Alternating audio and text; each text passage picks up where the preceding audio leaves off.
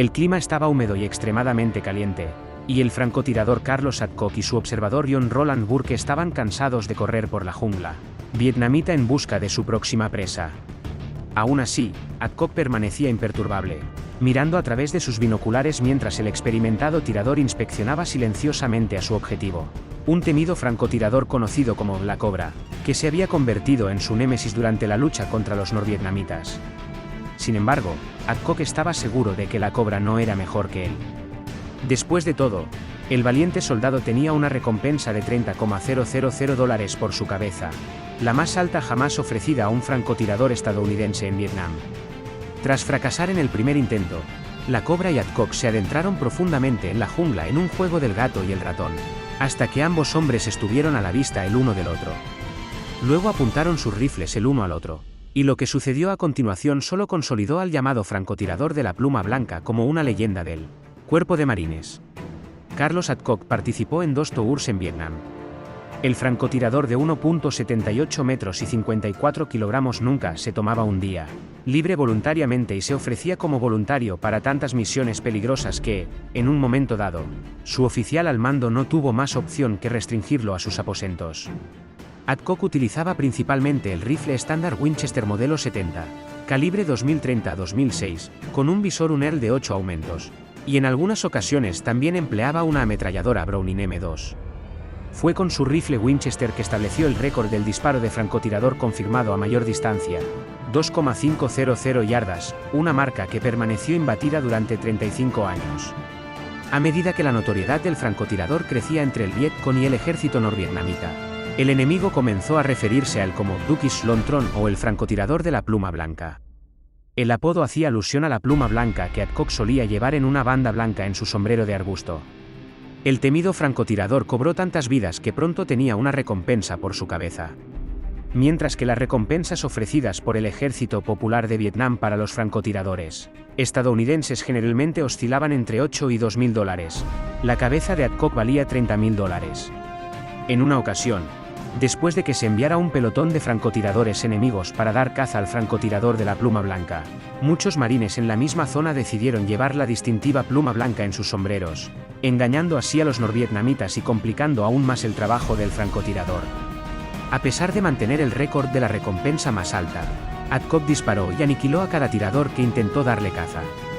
Carlos Adcock II, también conocido como Carlos Adcock, se enseñó a sí mismo a disparar y cazar desde temprana edad, principalmente por necesidad para ayudar a alimentar a su familia. A lo largo de su infancia y adolescencia temprana, Adcock y su perro se aventuraban profundamente en la naturaleza salvaje de Arkansas, donde él se hacía pasar por un soldado y cazaba soldados japoneses imaginarios utilizando un rifle JC Higgins de un solo disparo calibre 22 que su padre había traído de su servicio en la Segunda Guerra Mundial. Adcock soñaba con convertirse en un marine de los Estados Unidos, y logró su objetivo en 1959 cuando se listó en el servicio a los 17 años. En 1965, el joven marine ya había ganado varios campeonatos de tiro y premios, como la Copa Wimbledon, el galardón más prestigioso para el tiro de largo alcance. Un año después, en 1966, Adcock llegó a Vietnam y comenzó su primera asignación como policía militar, protegiendo a soldados y recursos en instalaciones del ejército y haciendo cumplir las leyes y regulaciones militares. Sin embargo, Adcock anhelaba aventuras y pronto se ofreció como voluntario para el combate. El capitán Edward James Land, un oficial que impulsaba la preparación de francotiradores en cada pelotón, seleccionó personalmente a Carlos después de enterarse de sus registros de puntería afilada. Adcock, originario de Arkansas, se convirtió entonces en un francotirador. Fue trasladado a la unidad de francotiradores de la Primera División de Marines, estacionada en la colina 55 a 10 millas al suroeste de Da Nang, donde se convertiría en una leyenda del Cuerpo de Marines en la Guerra de Vietnam, siendo el francotirador más letal de la guerra, conocido como el Apache Sniper. Adcock no era el único francotirador infame acechando en la jungla de Vietnam. También se decía que había una presunta líder de pelotón, interrogadora y francotiradora del lado del Vietcong, a quien los marines apodaban Apache. Era conocida por sus métodos sádicos mientras operaba en las selvas vietnamitas mucho antes de la llegada de Adcock. Según varios relatos, Apache era tan hermosa como letal, y no solo era conocida por su liderazgo y habilidades como francotiradora, sino también por su propensión a torturar a los soldados estadounidenses. Se dice que a menudo se colocaba a ella misma y a sus víctimas cerca de las bases del ejército de EU para asegurarse de que otros oficiales estadounidenses pudieran escuchar los gritos agonizantes. Apache operaba alrededor de la colina 55, que era la base de Adcock, y su arma preferida era un rifle modelo 44 de fabricación rusa calibre 7.62 mm, equipado con mira telescópica. En noviembre de 1966, después de que Apache tomara la vida de uno de sus compañeros más cercanos, Adcock buscó al francotirador en el vasto paisaje y regresaba cada noche sin noticias. Se cuenta que una tarde, el capitán Edward James Land divisó a una mujer vietnamita de complexión pequeña llevando un rifle que coincidía con la descripción de Apache, acompañada por 5 guerrilleros armados del Vietcong. A medida que el dúo estadounidense se acercaba al grupo, Adcock y Land avanzaban con precaución, esperando el momento adecuado para disparar.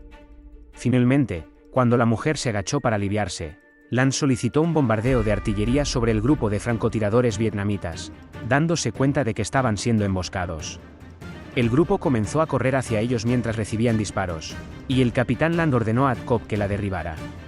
Según los informes, Adcock atacó rápidamente a Apache con su rifle de francotirador Winchester, y cuando la mujer cayó al suelo, disparó una bala adicional como medida de seguridad. Después, los hombres se miraron incrédulos y, unos segundos más tarde, el silencio se transformó en gritos y risas. Acababan de neutralizar a la mujer más letal de Vietnam. Un disparo legendario. Carlos Adcock era constantemente perseguido por otro norvietnamita conocido como Black Cobra, un temido contrafrancotirador que utilizaba un poderoso rifle Mosin Nagant 91/30, con mira telescópica. Este temido tirador se había propuesto personalmente derribar a Adcock y se llevó consigo a varios otros marines, en el proceso, incluyendo a un sargento artillero fuera de los propios alojamientos de Adcock. Más tarde, Adcock recordó que, al encontrar a su camarada caído en el suelo, dijo: "Hice una promesa en ese momento, iba a conseguirlo de alguna manera". El estadounidense reconoció que la Cobra era hábil y que era solo cuestión de tiempo antes de que uno de los dos cayera. Sin embargo, estaba seguro de que, por bueno que fuera su enemigo, no era mejor que él. Un día, Adcock y su observador, John Roland Burke, salieron de la base con su equipo y comenzaron a seguir al francotirador enemigo en la jungla vietnamita cerca de su base en la colina 55. Cuando la Cobra detectó a Adcock y su equipo, apuntó silenciosamente al francotirador estadounidense. Sin embargo, Adcock tropezó accidentalmente con un árbol y su disparo falló, impactando en lugar de eso contra la cantimplora de ladrillos. Tras fallar el disparo, la Cobra abandonó su posición y corrió profundamente en la jungla, terminando los dos francotiradores y sus observadores en lados opuestos a donde habían comenzado. Lamentablemente para los norvietnamitas, ahora estaban frente al sol y el destello de luz se reflejaba en el visor del francotirador. Al detectar el destello entre los arbustos, Adcock tomó inmediatamente su rifle y disparó a su némesis. Al acercarse a su víctima, se sorprendió al descubrir que su bala había atravesado directamente el visor de la Cobra, impactando al francotirador justo entre los ojos. Adcock luego se apoderó del rifle del francotirador, esperando llevarlo a casa como trofeo. Sin embargo, la arma fue eventualmente robada del depósito de armas de la base. Un marine de principio a fin. Aunque se creía que Adcock estaba agotado después de sus recurrentes misiones peligrosas, los altos funcionarios estadounidenses decidieron dar de baja al francotirador en 1967. Sin embargo, él se volvió a enlistar después de solo una semana en casa con su esposa e hijo. El patriota no estaba entrenado para nada más y era un marine de corazón, deseando continuar protegiendo a su país y a sus camaradas. Adcock fue asignado al equipo de enseñanza de rifles en Quantico, Virginia, pero no estaba contento allí y eventualmente fue enviado de regreso a Vietnam, tomando el mando de un pelotón de francotiradores. El 16 de septiembre de 1969, los vehículos de combate anfibios LVT-5 en los que él y su equipo viajaban golpearon una mina anticarro a lo largo de la autopista 1, al norte de la zona de aterrizaje Baldy. El vehículo estalló inmediatamente en llamas. Determinado a salvar tantas vidas como fuera posible, Adcock se movió de un lado a otro y resistió las llamas mientras sacaba a 7 marines del vehículo en llamas, antes de desplomarse en un arrozal, sin ser consciente de sus propias heridas. Varios otros marines acudieron en su ayuda y lo colocaron en el agua.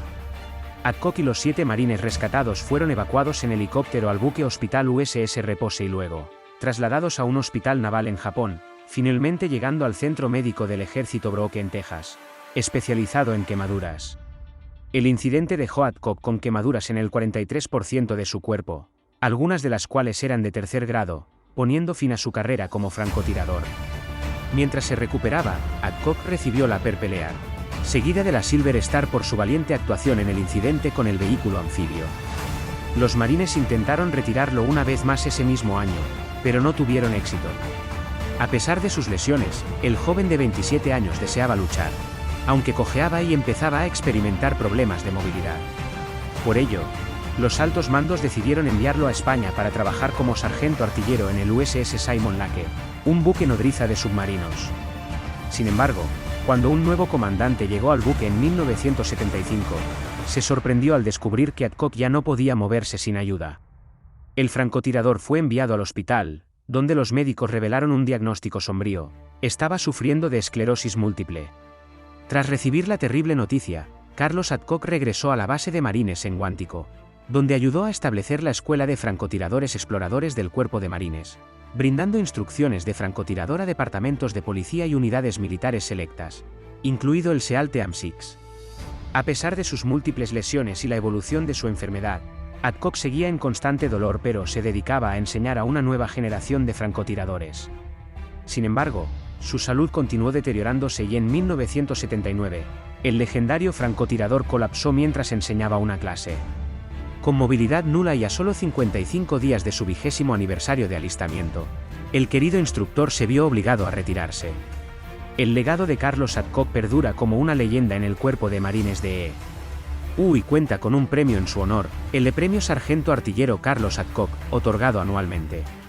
Este premio se estableció para reconocer a una persona que ha realizado contribuciones significativas en el empleo operacional y tácticas de sistemas de armas pequeñas, que han impactado en la preparación y capacidades de las Fuerzas Armadas de o las Fuerzas del Orden.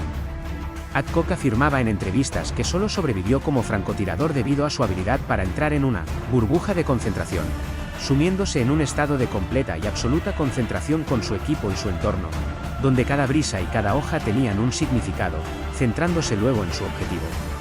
Al final, Adcock tuvo casi 100 aciertos letales confirmados en personal del Vietcong y del ejército norvietnamita.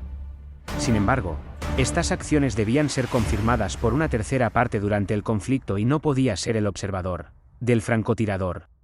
Estos terceros no siempre estaban presentes, lo que hacía que las confirmaciones fueran bastante difíciles, especialmente cuando el objetivo estaba detrás de las líneas enemigas, como era común en Vietnam. Adcock estimaba que la cantidad real variaba entre 300 y 400 enemigos durante la guerra. A pesar de su eficiencia innegable, el francotirador siempre afirmaba que no disfrutaba del derramamiento de sangre y que lo único en su mente cuando iba en una misión era proteger a tantos estadounidenses como fuera posible. Y así concluimos nuestro viaje a través del tiempo. Espero que hayan disfrutado de este episodio tanto como yo disfruté compartiéndolo. Si les gustó, no olviden darle like, suscribirse para más exploración histórica y comentar abajo con sus pensamientos o sugerencias para futuros episodios. Hasta la próxima aventura histórica.